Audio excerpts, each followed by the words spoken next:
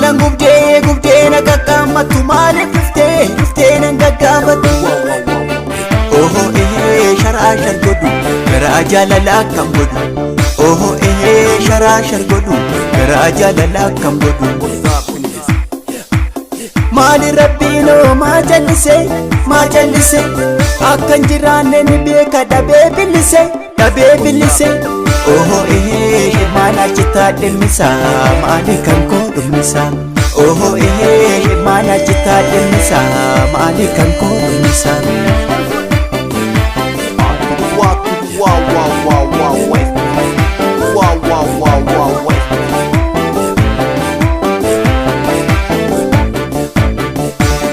Yoon gaddu morma ishee akka dammaa namni oofte. Yoon gaddu akka dammaa namni oofte.